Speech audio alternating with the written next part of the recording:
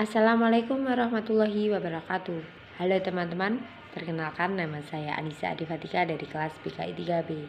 Saya di sini akan menjelaskan tentang ciri-ciri suatu kelompok dalam situasi sosial dan syarat-syarat kelompok dalam situasi sosial. Saya jelaskan ciri-cirinya dulu ya. Adapun 4 ciri-ciri dalam kelompok situasi sosial. Yang pertama, terdapatnya dorongan yang sama pada individu-individu yang menyebabkan terjadinya interaksi di antara keduanya ke arah tujuan yang sama, yakni terbentuknya kelompok sosial karena anggotanya berkumpul untuk mencapai tujuan tertentu yang dengan kegiatan bersama lebih mudah dicapai daripada usaha sendiri. Jadi dorongan atau motif bersama itu menjadi pengikat dan sebab utama terbentuknya kelompok sosial, karena tanpa motif dan alasan yang sama sukar dibayangkan bahwa akan terbentuknya suatu kelompok sosial yang khas.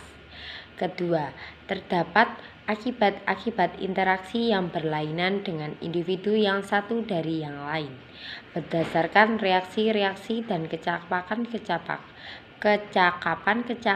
yang berbeda antara individu yang terlibat di dalamnya. Yang ketiga, pembentukan dan penugasan struktur kelompok yang jelas dan terdiri atas peranan-peranan dan kedudukan yang lambat laun berkembang dengan sendirinya di dalam usaha mencapai tujuan. Yang terakhir atau yang keempat, terjadinya penegasan dan peneguhan norma-norma pedoman tingkah laku anggota kelompok yang mengatur interaksi dan kegiatan anggota kelompok dalam merealisasikan tujuan kelompok. Selanjutnya, syarat dan ciri kelompok sosial. Adapun 6 syarat kelompok sosial. Yang pertama, partisipasi aktif dalam kelompok.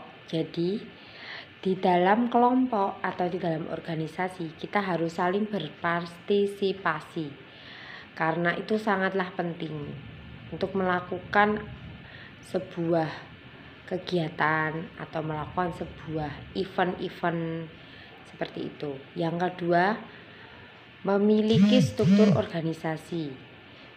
Maksudnya dalam organisasi itu harus memiliki struktur. Yang dimaksud dengan struktur adalah seperti ketua, sekretaris, bendahara, dan lain-lain.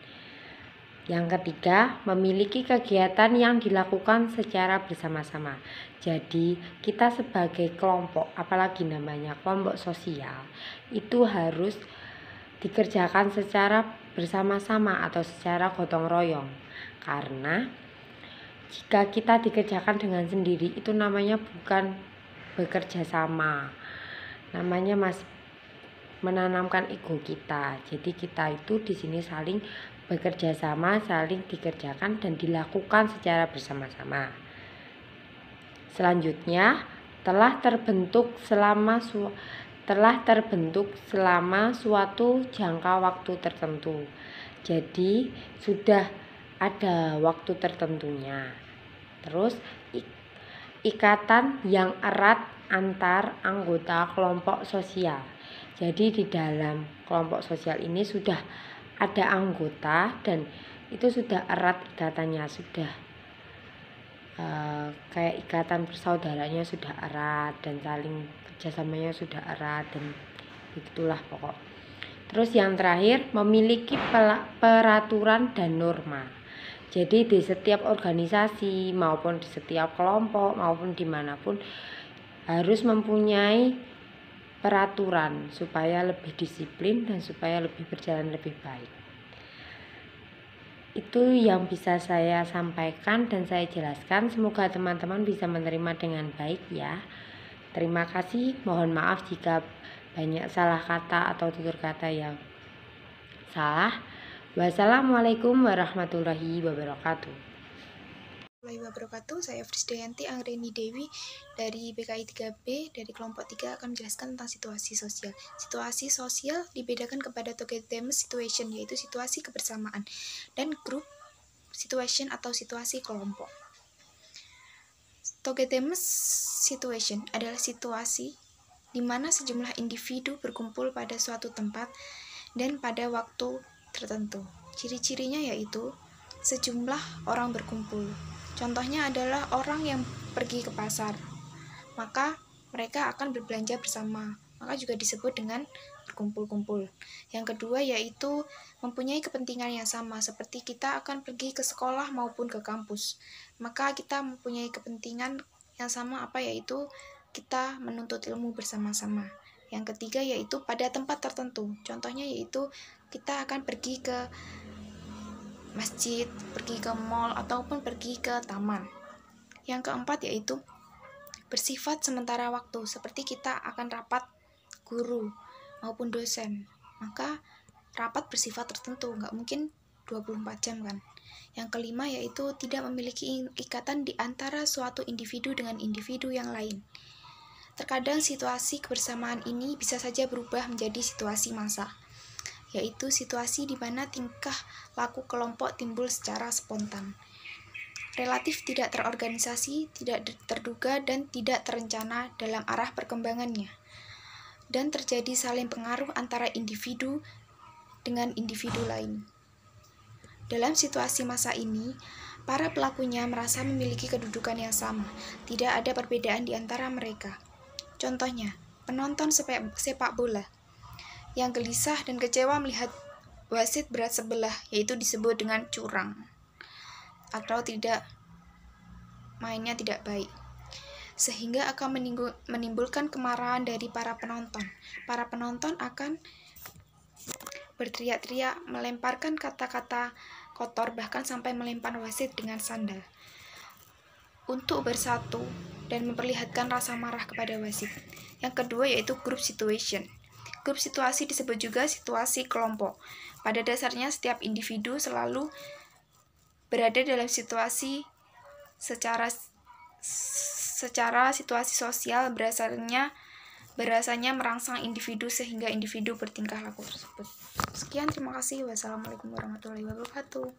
Assalamualaikum warahmatullahi wabarakatuh. Perkenalkan, nama saya Farah Fadila dengan NIM 12.361933082. Di sini saya akan menjelaskan materi tentang situasi kelompok sosial. Pengertian situasi kelompok sosial menurut David O'Hart, kelompok sosial, kelompok merupakan agregat sosial di mana anggota-anggotanya saling bergantung dan memiliki potensi untuk melakukan interaksi antara satu dengan yang lainnya. Sedangkan situasi sosial adalah setiap situasi di mana antar manusia memiliki hubungan dengan yang lainnya. Dengan kata lain, yang dimaksud situasi sosial itu tempat terjadinya suatu interaksi sosial. Itu bisa disebut juga dengan situasi sosial. Dalam bahasa yang berbeda, menurut Ikhwan Lutfi, memandang bahwa yang dimaksud dengan situasi sosial adalah kumpulan dua orang atau lebih yang melakukan interaksi dalam mencapai tujuan bersama. Tujuan ini dapat dilakukan secara sendiri-sendiri, tetapi harus didukung oleh semua orang yang menjadi anggota kelompok dengan hubungan yang lebih mendalam. Situasi ini merupakan kondisi di dalam kelompok sosial, tempat orang-orang berinteraksi merupakan suatu keseluruhan tertentu. Misalnya, suatu perkumpulan organisasi, partai politik, dan anggota-anggotanya sudah memiliki hubungan yang mendalam antara satu dengan yang lainnya. Selain hubungan yang bersifat pribadi antar warganya dalam kelompok, terdapat juga hubungan yang bersifat struktur dan bersifat hierarkis, yaitu adalah orang-orang yang menjadi pimpinan suatu kelompok serta anggota-anggota biasa. Hubungan tersebut didasarkan pada pembagian tugas antara anggota-anggotanya menuju suatu kepentingan bersama. Sementara itu juga, kelompok sosial sudah mempunyai ciri-ciri dan peraturan yang khas sehingga memang merupakan suatu keseluruhan tertentu. Contoh situasi kelompok sosial ketika kelas sekolah misalnya, dengan ketua kelas, komisaris kelas, anggota-anggotanya, dan pimpinannya. Anggota lainnya mempunyai tugasnya, kelas mempunyai tugas masing-masing, mempunyai tugas bersama, dan mereka semakin giat melaksanakan tugasnya, makin produktif pula usaha kelompoknya, serta semakin kokoh persatuan antara kelompoknya. Jadi bisa berjalan dengan baik untuk mencapai tujuan yang dicapainya. Terima kasih. Assalamualaikum warahmatullahi wabarakatuh. Saya Ulfah Nurul Fitriani dari kelas BKI 3B. Hari ini saya akan menyampaikan materi tentang jenis-jenis kelompok sosial dan fungsi kelompok sosial. Materi yang pertama yaitu jenis-jenis kelompok sosial. Kelompok sosial dapat dibagi ke dalam 3 jenis, yaitu yang pertama, kelompok primer. Dalam kelompok primer terdapat interaksi sosial yang lebih intensif dan erat dengan anggotanya. Peranan kelompok primer dalam kehidupan individu sangat besar, karena di dalam kelompok primer manusia pertama-tama berkembang dan dididik sebagai makhluk sosial. Contoh dari kelompok primer yaitu keluarga, rukun tetangga, kelompok sepermainan, kelompok belajar di sekolah, dan lain sebagainya. Yang kedua yaitu kelompok sekunder. Proses interaksi dalam kelompok sekunder terdiri atas hubungan yang tidak langsung, berjauhan, dan terkesan lebih formal serta tidak bersifat kekeluargaan. Hubungan dalam kelompok sekunder biasanya lebih bersifat objektif, dan fungsi dari kelompok sekunder dalam kehidupan manusia ialah untuk mencapai tujuan tertentu dalam masyarakat dengan bersama secara objektif dan rasional. Contoh kelompok sekunder yaitu partai politik, perhimpunan serikat kerja, dan lain sebagainya. Yang ketiga, kelompok formal dan informal. Kelompok formal memiliki status resmi dan didukung oleh peraturan-peraturan anggaran dasar dan anggaran rumah tangga yang tertulis, mempunyai pembagian tugas, peranan-peranan dalam jenjang tertentu, serta norma pedoman tingkah laku yang tegas dan tertulis. Sedangkan kelompok informal juga mempunyai pembagian tugas, peranan, hierarki, serta norma pedoman tingkah laku. Akan tetapi, aturan-aturan tersebut tidak tertulis seperti yang ada pada kelompok formal. Materi berikutnya yaitu fungsi kelompok sosial. Keberadaan kelompok sosial tentunya memiliki fungsi yang secara teoritis harus kita pahami. Adapun fungsi dari kelompok sosial yaitu yang pertama, fungsi kelompok sosial bagi individu. Nah, dalam fungsi kelompok sosial bagi individu ini dibagi ke dalam 3 poin, yaitu poin A, kelompok sosial sebagai sarana untuk menjalin hubungan sosial antar anggota. Kelompok sosial sebagai tempat berkumpulnya individu untuk saling berinteraksi dan berada dalam kelompok sosial membuat individu mempelajari nilai dan norma yang ada di sekitarnya. Poin B yaitu kelompok sosial sebagai sarana pendidikan.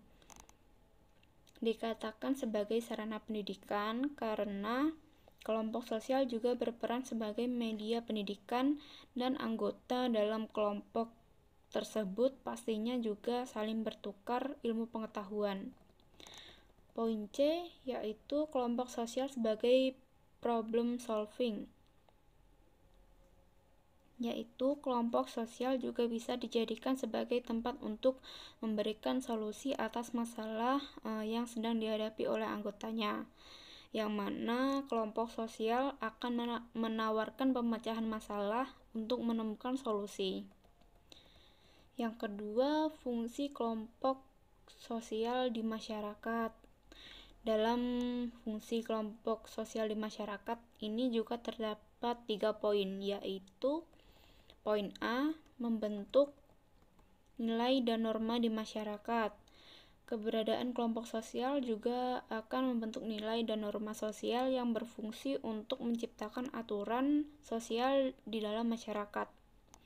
Poin B, membentuk struktur sosial dengan masyarakat. Struktur sosial terbentuk karena adanya interaksi antar anggota kelompok sosial. Kemudian pola-pola tersebut akan dipahami dan dibentuk menjadi struktur sosial dalam masyarakat. Poin yang terakhir atau poin C, yaitu pengawasan sosial dan tekanan sosial. Kelompok sosial dapat diartikan sebagai suatu rumah yang berfungsi untuk melindungi dan mengawasi semua anggota yang ada di dalamnya. Nah, sekian materi yang dapat saya sampaikan. Kurang lebihnya saya mohon maaf. Wassalamualaikum warahmatullahi wabarakatuh. Assalamualaikum warahmatullahi wabarakatuh. Saya Rizky Nur Aziza dari kelas BKI 3B akan menyampaikan materi dengan tema individu dalam situasi sosial. Jadi saya di sini akan lebih membahas kepada pengertian dari individu dalam situasi sosial.